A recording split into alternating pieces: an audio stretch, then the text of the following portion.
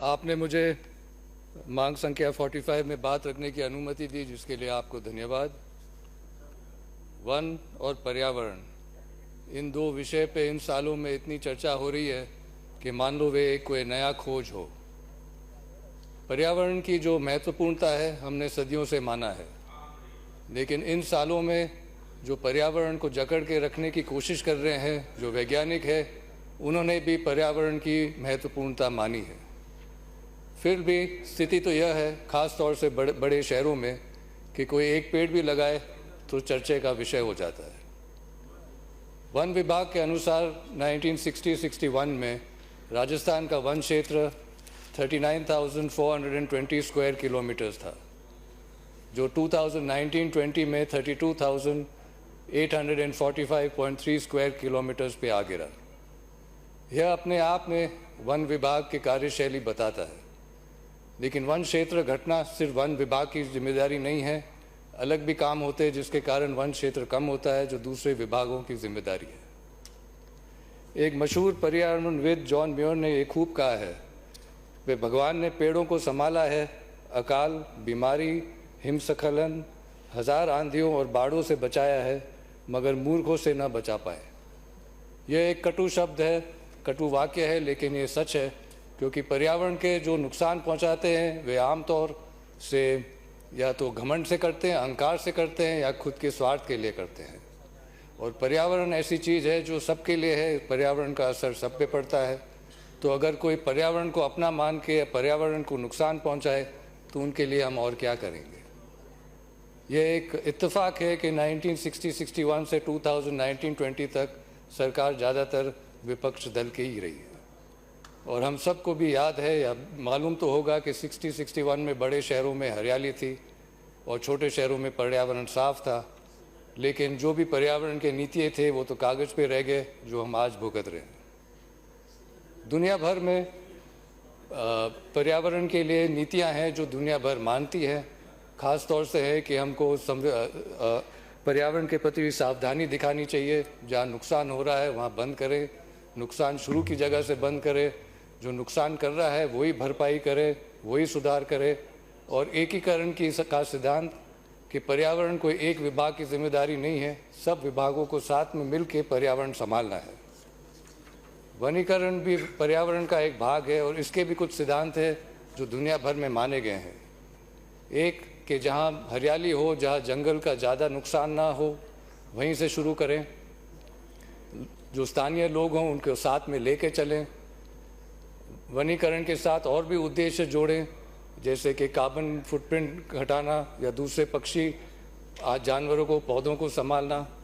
आप जिस जगह पे शुरू करते हैं वहाँ पे ध्यान रखें, अगर जंगलों के बीच में करेंगे तो बेहतर होगा, जंगल जुड़ पाएंगे। आप जो पेड़ लगा रहे हैं प्रकृति के अनुसार लगाएं, वहीं के पेड़ लगाएं, बाहर से पेड़ न लाएं। अगर आपको अलग अलग पेड़ चाहिए तो भी वहीं के पेड़ लगाएं। जिन पेड़ों पे ज़्यादा ध्यान रखना पड़े वैसे पेड़ न लगाएं। आप ध्यान रखें कि जो बीज है, जो पौधे हैं, वो कमज़ोर ना हो। पहले छोटी जगह में शुरू करें, सफलता हो तो बड़ी जगह पे जाएं। और अंत में जो वनीकरण के साथ दूसरे लाभ भी जोड़ें, जैसे जो वन से जो उत्पन्न होते हैं या जो कार्बन क्रेडिट है। तो ये अब की बार जो है, जो राजस्थान सरकार की जो बजट है, ये पहला ग्रीन बजट है। और ग्रीन बजट का एक उद्देश्य तो है कि पर्यावरण को संभालना। एंड जो लोग जो पर्यावरण के प्रति काम करते हैं उनके लिए भी लाभदायक योजनाएं हैं। और अगर हम ये सब सिद्धांत ध्यान में रखते हुए काम करें तो सफलता क्यों न प्राप्त हो। लेकिन पिछले कुछ दशकों की अगर हम बात देखें तो ख़ास तौर से दो ऐसे सिद्धांत हैं जिसके ऊपर किसी का ध्यान नहीं जा रहा है। वो एक बात तो है कि जहाँ हरियाली है, जहाँ जंगल है, सबसे ज़्यादा नुकसान वहीं से हो रहा है। और दूसरी बात है एकीकरण का नुकसान। आज हम देख रहे हैं कि बहुत नुकसान हो रहा है हमारे नया उद्योग पर्यटन उद्योग से। अब पर्यटन उद्योग का कथित उद्देश्य तो यही है कि सुविधाएं लेके आएँ कि ताकि जो लोग वहाँ पे आए जगह का आनंद ले सकें। लेकिन अगर सुविधाएं लाने में अगर वो जगह कोई बिगाड़ देंगे तो पर्यटक देखेंगे क्या। तो ऐसे कई बार लगता है कि जो पर्यटन के उद्योग है उनका मकसद और उनके उद्देश्य शायद कुछ और भी हो सकते हैं। आप खुद अंदाज़ लगाएं इन उदाहरण से। आप उदयपुर को देखोगे तो जो जाना जाता था अपने तालाबों के लिए, अपने बगीचों के लिए, आज आप मुझे एक साफ तालाब बताएं, एक बगीचा बताएं। जो शहर के वासी हैं वो तालाब के पानी से दूर हो रहे हैं, तो पर्यटक क्या आनंद लेंगे। तो तालाब के किनारे हो, ग्रीन बेल्ट हो, फॉरेस्ट लैंड हो, नदी के किनारे हो, वहाँ होटल बन रहे हैं, मगरे पे सरकारी भवन बन रहे हैं। जहाँ हरियाली बची हुई है वहाँ और होटल बन रहे हैं और उनकी सहूलियत के लिए और रास्ते बन रहे हैं। और दुनिया भर में 31 शहर है जिनको वेटलैंड घोषित किया है। हाल ही में उदयपुर को भी वेटलैंड घोषित किया है, लेकिन वेटलैंड के कानून मानने के लिए कोई तैयार नहीं है। तो एकीकरण का सिद्धांत कहाँ है। और ऐसे लगता है, महसूस होता है कि पर्यटन के बाजार में नीलाम हो गया शहर। माउंट आबू की दुर्दशा की तरफ जल्दी से बढ़ रहा है कुंभलगढ़। जो जंगलों से उभरता हुआ एक किला था, अब बहुत जल्दी से होटलों से उभरता हुआ नजर आएगा। हल्दी घाटी जो एक रण क्षेत्र है, वहाँ अगर आप कोई इमारत बनाएंगे कि नज़र आएगी तो वहाँ पर वातावरण खराब हो जाएगा। और जो हज़ारों ने वहाँ बलिदान दिया है उनका निरादर। नाथद्वारा का आप देखेंगे तो आप हर पहाड़, हर मगरे पे रास्ते बन रहे हैं, इमारत बन रहे हैं। हम स्कूल में तो पेड़ लगाते हैं, बच्चों को सिखाते हैं, लेकिन उनको अपनी नज़र ऊपर घुमानी है और वो देखेंगे मगरों का जो कत्ल हो रहा है। तो इन सब चीज़ों की तो जांच चाहिए और अगर आवश्यकता हो तो नीतियों को भी बदलना ही है। जल भी पर्यावरण का एक बहुत महत्वपूर्ण अंश है और जो सैटेलाइट फोटोग्राफ्स है वो साफ दिखा रहे हैं कि पिछले दशकों से जो भी जलाशय है, जल स्रोत है, वो कम होते जा रहे हैं, सूखते जा रहे हैं। International journal of water resources and arid environments के 2013 के पब्लिकेशन में दक्षिण राजस्थान के लिए यह कहा गया है कि the environmental status has change alarmingly during the last 6 decades with ruthless destruction of forest cover over the hills, followed with increase in soil erosion, sediment transportation, siltation, drying up of lakes, dams and surface water sources, lowering of the water table from 5 to 10 meters to 50 to 100 meters. ये तो एक गंभीर समस्या है और अभी ही मौका है और जल्दी से हमको जो जल स्तर है उसको ऊंचा उठाना है। भले जो जलाशय जो सूख गए हैं उनको वापस भराव निकाल के, या जो पानी के जो प्राकृतिक व्यवस्था है उसमें छेड़छाड़ नहीं करके। तो यह तो एक गंभीर ही समस्या है।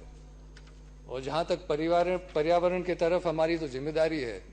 एक जो है एक मूल अमेरिकन जो वहाँ के आप कह सकते हो आदिवासी या जनजाति, उन्होंने कहा है कि धरती जो है हमने अपने पुरखों से विरासत में नहीं मिली है, हमने इसको हमारे बच्चों के लिए उधार पे लिया है। और यह एक ऐसा उधार है जो कहीं बजट में नज़र नहीं आएगा और इसको चुकाना सबसे महत्वपूर्ण और सबसे महंगा पड़ने वाला है। और जहाँ तक वन विभाग के जो आंकड़े हैं कि इतना क्षेत्र वन विभाग का है, आप इस उदाहरण से और आप अंदाज लगा दें कि नाथद्वारा क्षेत्र में 1970 में 50 बीघा जमीन चारगा से बिलानाम कर दी गई, नाथद्वारा नगर पालिका को सौंपी थी। 1973 में 765 बीघा और 16 बिस्वा जमीन को वन विभाग को दे दिया गया। और 1983 में 10 साल बाद इसका हस्तांतरण हुआ और इस जमीन में शुरू के 50 बीघा भी शामिल कर दिए गए। 93 में यह पाया गया कि इस जगह में से 286 बीघा और 18 बिस्वा जमीन पे अनधिकृत अतिक्रमण हुआ है। 2006 के आदेश में यह भी तय हो गया कि इस अतिक्रमण जमीन को वन विभाग की संख्या में गिना जाए। और 2019 में अंत में अजमेर से आदेश आया है कि यह जो जमीन भले ये वन विभाग की है या आबादी की है, यह 2 विभागों के बीच की बात है जो मुख्य सचिव जयपुर तय करेगा। अब इन सब गतिविधियों का नतीजा तो यह है कि भ्रष्टाचार हुआ, अतिक्रमण हुआ, लेकिन जो लोगों को सरकार ने पट्टे दिए हैं वो लोग अपने हक से वंचित रहे हैं। और ये दोहरी नीति तो साफ है, जहाँ एक जगह ग्रीन बेल्ट में फॉरेस्ट लैंड पे सरकारी भवन बन रहे हैं, होटल बन रहे हैं, और यहाँ 55 साल के लिए जिन लोगों को पट्टा मिला है वो अपने हक से वंचित है। अब 2019 से 2023 तक इस ऑर्डर पे काम क्यों नहीं हुआ, वो हम अंदाज क्या लगाएं। हमको पता है उस समय सरकार किसकी थी। लेकिन अब जो है मैं मुख्यमंत्री जी से और वन और पर्यावरण मंत्री जी से आग्रह करता हूं कि आप जो है शासन की जो संवेदनशीलता है उससे आप प्रशासन की जो गलती है वो प्रशासन से सुधारें ताकि लोगों को अपना हक मिल सके। 1970 से 2025 ये कोई कम समय नहीं है। और अंत में मैं ये भी कहना चाहता हूं कि अगर वन विभाग के आंकड़े सही है तब भी यह पूरे राजस्थान क्षेत्र का 10वां भाग भी नहीं है, जो अपने आप में एक खतरे की घंटी है। आप सब ने मेरी बात सुनी, जिसके लिए आपको बहुत बहुत धन्यवाद। रामकेश जी। सभापति जी, मांग संख्या 56 और 45 पर मुझे बोलने का अवसर दिया, इसके लिए आपका बहुत बहुत आभारी हूं। महोदय, आज उद्योग, वन और पर्यावरण पे चर्चा हो रही है और मेरा मानना है कि अगर किसी प्रदेश की आर्थिक स्थिति की अगर कोई समीक्षा या जांच करनी हो तो उसके उद्योगों के बारे में जानकारी लेनी चाहिए। राजस्थान का जैसे ही हम लोग नाम लेते हैं, राजस्थान के बारे में जैसे ही कोई चर्चा देश में विदेश में होती है तो यहां जो शुरुआत में ही जो मानसिक रूप से जो एक चित्र उभर करके आता है वो रेगिस्तान, बिजली की कमी, पानी की कमी, ये सारी चीजें राजस्थान के साथ जुड़ी हुई है।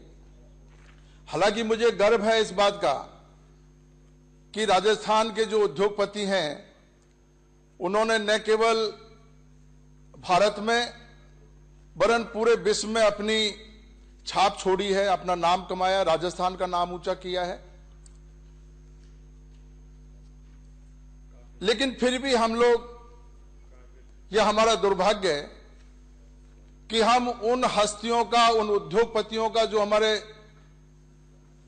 यहां से निकल करके उन्होंने पूरे भारत में और विश्व में अपना कारोबार फैलाया, उनको हम यहां अपनी भूमि पे लाने में कामयाब नहीं हुए।